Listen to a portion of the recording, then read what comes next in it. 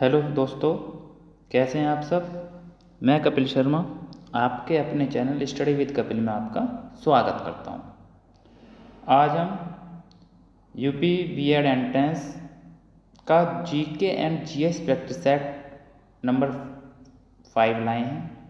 देखिए, आप इसमें क्वेश्चन को पढ़ते समय आप ये देखिए कि आपके अनुसार आपका जो ऑप्शन दिए हुए हैं कि आपके आंसर कितने सही हैं। ठीक है, और कमेंट बॉक्स में कमेंट जरूर किया कीजिए लास्ट में कि मेरे 20 में से इतने आंसर सही हैं। ठीक है दोस्तों, चलते हैं हम क्वेश्चन फर्स्ट पे।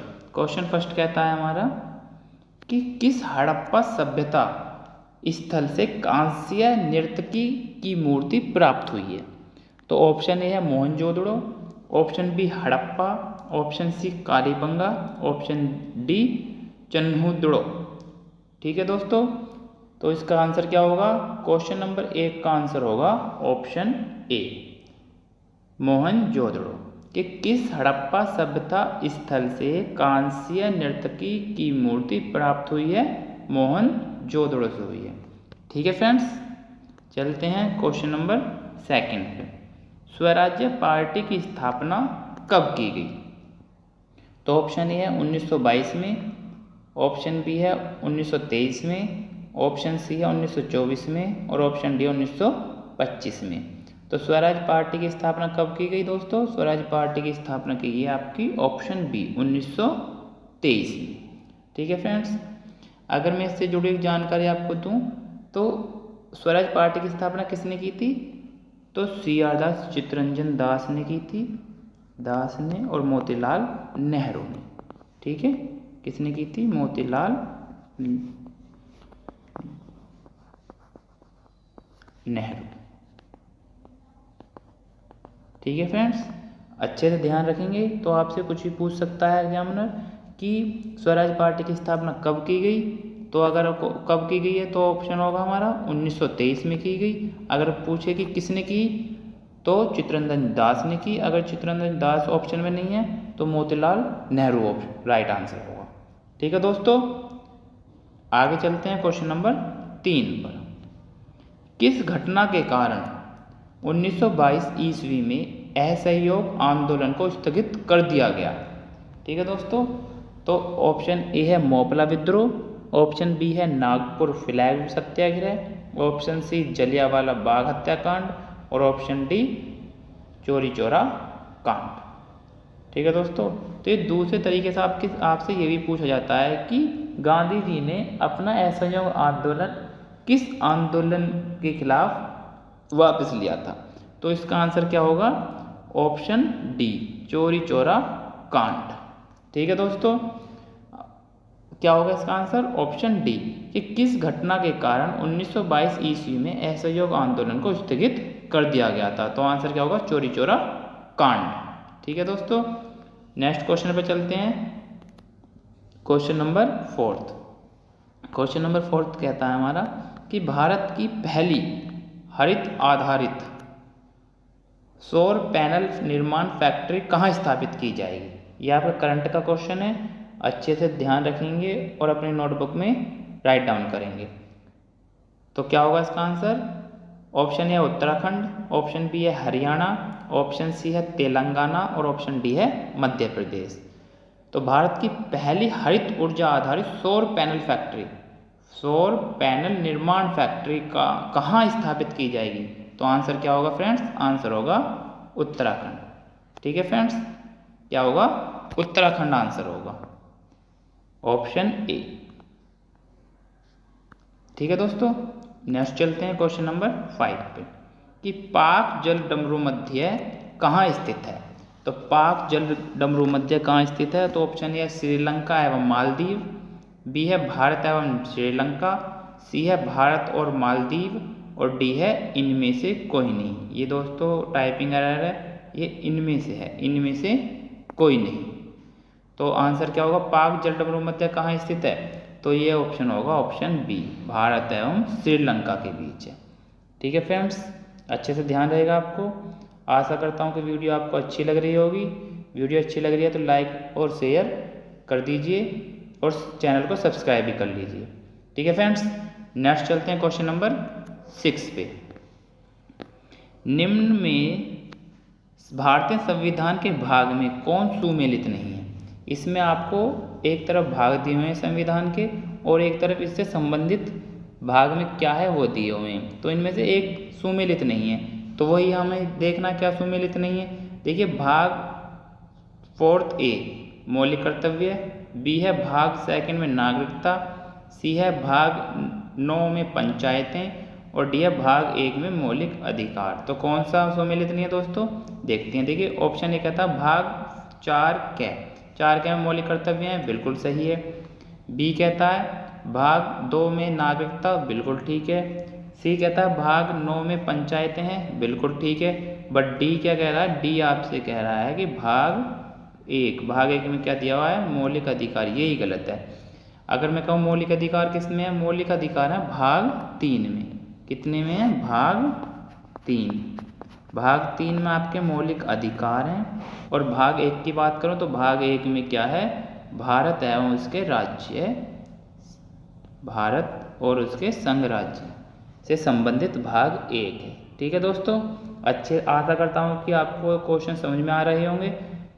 नेक्स्ट चलते हैं क्वेश्चन नंबर 7 पर। ठीक है फ्रेंड्स, क्वेश्चन नंबर 7।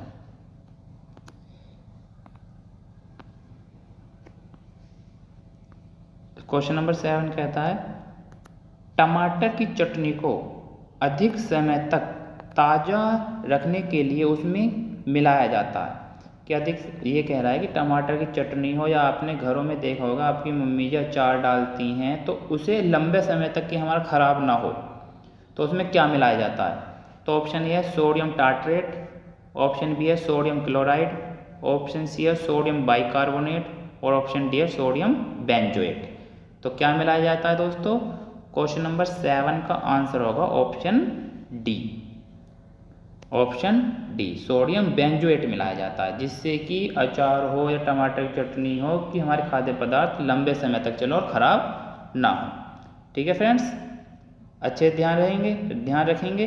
ठीक है फ्रेंड, नेक्स्ट चलते हैं क्वेश्चन नंबर 8 पर। देखिए, DDT का पूरा नाम क्या है। DDT एक पहले तो ये देखिए DDT है क्या। DDT जो है आपके कीटनाशक होता है जो आपकी खेतों में यूज़ किया जाता है। ठीक है, तो इसका पूरा नाम क्या है, DDT कीटनाशक का पूरा नाम क्या है। तो ऑप्शन ए है डाइक्लोरो डाइफिनाइल ट्राइक्लोरोमीथेन, ऑप्शन बी है डाइक्लोरो डाइफिनाइल ट्राइक्लोरोइथेन, ऑप्शन सी है डाइक्लोरो डाइब्राजाइल ट्राइक्लोरोएथेन और ऑप्शन डी है डाइक्लोरो डाइब्राजाइल ट्राइक्लोरोमीथेन। तो इसका आंसर क्या होगा दोस्तों, क्वेश्चन नंबर 8 का आंसर होगा ऑप्शन बी, डाइक्लोरो डाइफिनाइल ट्राइक्लोरोएथेन। ठीक है फ्रेंड्स, अच्छे से ध्यान रहेगा, बिल्कुल। तो DDT का पूरा नाम क्या होगा, डाइक्लोरो डाइफिनाइल ट्राइक्लोरोएथेन। ठीक है दोस्तों, नेक्स्ट चलते हैं क्वेश्चन नंबर 9 पे। देखिए, सबसे बड़ा महाद्वीप है, मैंने आपको लास्ट वीडियो में सबसे छोटा महाद्वीप कराया था, तो अब इसमें सबसे बड़ा महाद्वीप पूछ रहा हूँ। तो मैंने आपको जब बताया था, आपको याद होना चाहिए कौन सा होगा फ्रेंड्स। ऑप्शन ए है एशिया, ऑप्शन बी है अफ्रीका, ऑप्शन सी है ऑस्ट्रेलिया और ऑप्शन डी है अमेरिका। तो कौन सा होगा दोस्तों, सबसे बड़ा महाद्वीप कौन सा है, एशिया महाद्वीप। ऑप्शन ए ही आंसर हो जाएगा, एशिया महाद्वीप। और मैंने सबसे छोटा कौन सा बताया था, सबसे छोटा था आपका ऑस्ट्रेलिया महाद्वीप। ठीक है फ्रेंड्स, ऑस्ट्रेलिया सबसे छोटा है और सबसे बड़ा एशिया महाद्वीप है। तो क्वेश्चन नंबर 9 का आंसर क्या होगा, क्वेश्चन नंबर 9 का आंसर होगा ऑप्शन ए, एशिया महाद्वीप। ठीक है फ्रेंड्स, नेक्स्ट चलते हैं क्वेश्चन नंबर 10 पे। दक्षिण अफ्रीका में महात्मा गांधी द्वारा प्रकाशित पत्रिका का नाम क्या था। तो दक्षिण अफ्रीका में महात्मा गांधी द्वारा प्रकाशित पत्रिका का नाम क्या था। तो ऑप्शन ए है नवजीवन, ऑप्शन बी है इंडियन ओपिनियन, ऑप्शन सी है हरिजन और ऑप्शन डी है अफ्रीकन न्यूज़। तो आंसर क्या होगा दोस्तों, क्वेश्चन नंबर 10 का आंसर होगा ऑप्शन बी, इंडियन ओपिनियन। ठीक है फ्रेंड्स, दक्षिण अफ्रीका में महात्मा गांधी द्वारा प्रकाशित पत्रिका का नाम था इंडियन ओपिनियन। ठीक है फ्रेंड्स, नेक्स्ट चलते हैं क्वेश्चन नंबर 11 पर। क्वेश्चन नंबर 11 कहता है हमारा कि निम्न में से कौन सी नदी कृष्णा नदी की एक सहायक नदी नहीं है, कि कृष्णा नदी की कौन सी सहायक नदी नहीं है। इनमें से 4 ऑप्शन दिए हैं, 3 तो सहायक नदी हैं, 1 नहीं है, वही आपको बतानी है। आइए देखते हैं। ऑप्शन ए कह रहा है आपसे तुंगभद्रा, ऑप्शन बी कहता है कोयना, ऑप्शन सी कहता है मूसी और ऑप्शन डी कहता है सबरी। देखिए सबसे पहले तो इसमें मूसी नदी के बारे में ध्यान रख लीजिए, बहुत ही पूछा जाता है कि मूसी नदी के किनारे कौन सा शहर बसा हुआ है। तो कौन सा बसा हुआ है? हैदराबाद बसा हुआ है, हैदराबाद। ठीक है दोस्तों, काफ़ी बार एग्जाम में पूछा गया है कि हैदराबाद किस नदी के किनारे बसा हुआ है, तो मूसी नदी के किनारे बसा हुआ है। या पूछ लेता है मूसी नदी के किनारे कौन सा शहर बसा हुआ है, तो हैदराबाद बसा हुआ है। ठीक है फ्रेंड्स, अब क्वेश्चन पर आते हैं। क्वेश्चन हमसे पूछ रहा है निम्न में से कौन सी नदी कृष्णा नदी की एक सहायक नदी नहीं है। तो कृष्णा नदी की सहायक नदी नहीं है, देखिए तुंगभद्रा सहायक नदी है, कोयना सहायक नदी है और मूसी सहायक नदी है। ये तीनों तो सहायक नदी हैं। इनके अलावा आपकी और भी हैं, जैसे घाटपिरवा, ठीक है फ्रेंड्स, मालपिरवा होगी, ठीक है फ्रेंड्स, भीमा होगी, भीमा है, और आपके तुंगभद्रा, कोयना और मूसी, ये सभी किसकी सहायक नदी है? कृष्णा की सहायक नदी है। तो इसका आंसर क्या हो जाएगा दोस्तों? इसका आंसर हो जाएगा ऑप्शन नंबर डी, सबरी। ठीक है फ्रेंड्स, आंसर क्या होगा? सबरी। तो सबरी किसकी सहायक नदी है? सबरी आपकी गोदावरी की सहायक नदी है। ठीक है फ्रेंड्स, अच्छे से याद रखेंगे। देखिए इस क्वेश्चन से आपके कई क्वेश्चन आपके बनते हैं, तो इनमें से पूछ सकता कौन सी सहायक नदी नहीं है, तो आपको याद रखनी है कि तुंगभद्रा, कोयना, मूसी, घाटपिरवा, मालपुरा और भीमा, ये सभी कृष्णा की सहायक नदी हैं। और पूछ लेगा इनमें से कौन सी सहायक नदी है, तो 3 ऑप्शन आपको अलग दे देगा, 1 पूछ लेगा। ठीक है दोस्तों, अच्छे से ध्यान रखेंगे क्वेश्चन को। तो आशा करता हूँ कि वीडियो आपको अच्छी लग रही होगी। नेक्स्ट चलते हैं क्वेश्चन नंबर 12 पर। निम्न में से कौन से देश का सबसे पूर्वी भाग रिजर्व है? ये आपसे पूछना का चाह रहा है कौन से देश में सबसे पूर्वी क्षेत्र में बाघ रिजर्व है। जो बाघ रिजर्व होते हैं, टाइगर रिजर्व जो आपके हैं, वो कब सबसे पूर्वी में कौन से देश में है? तो देखिए ऑप्शन ए है पक्के, ऑप्शन बी है नामदफा, ऑप्शन डी है डम्फा और ऑप्शन डी है नामेरी। तो ये आप सबसे पहले तो फ्रेंड्स ये पता होना चाहिए कि ये सारे के सारे आपके किस राज्य में।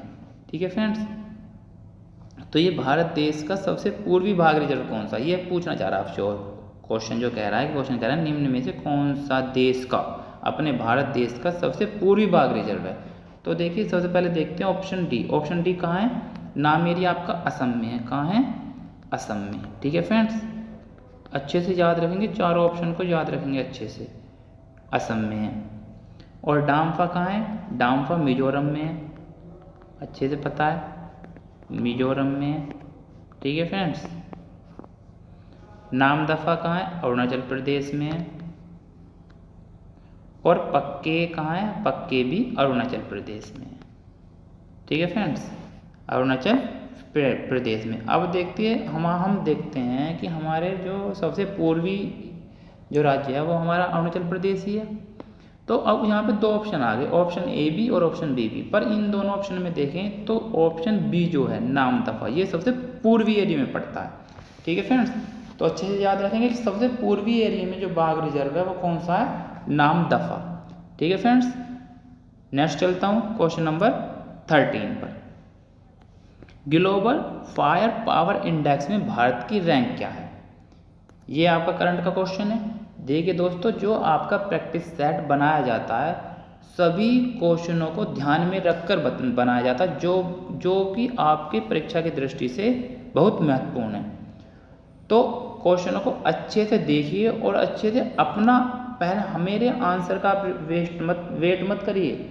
आप देखिए कि आपका क्या आंसर है और कितने आंसर आपके सही जाते हैं, और कमेंट बॉक्स में ज़रूर लिखा कीजिए कि मेरे 20 में से इतने आंसर सही हैं। ठीक है फ्रेंड्स, तो इसका आंसर क्या होगा?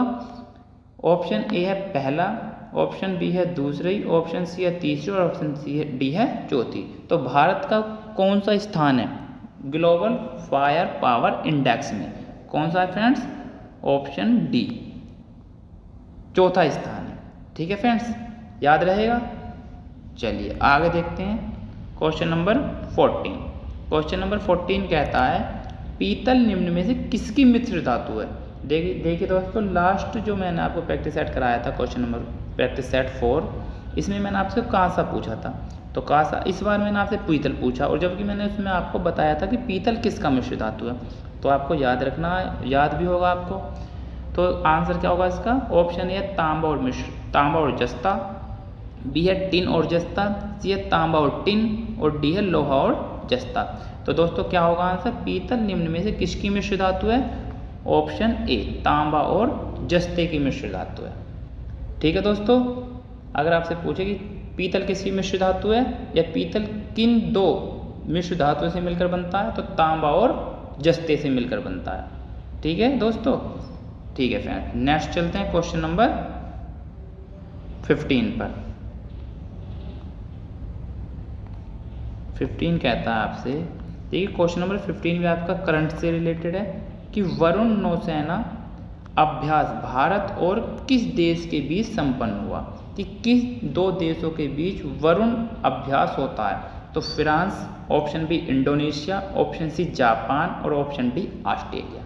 ठीक है दोस्तों, बहुत ही इंपॉर्टेंट क्वेश्चन है, अच्छे से याद रखना है कि क्वेश्चन नंबर 15 का आंसर क्या होगा? ऑप्शन ए, फ्रांस होगा दोस्तों। क्या होगा दोस्तों? Option A, France. ठीक है फ्रेंड्स, अच्छे से याद रखना है आपको, फ्रांस। कि वरुण नौसेना अभ्यास भारत और किस देश के बीच होता है?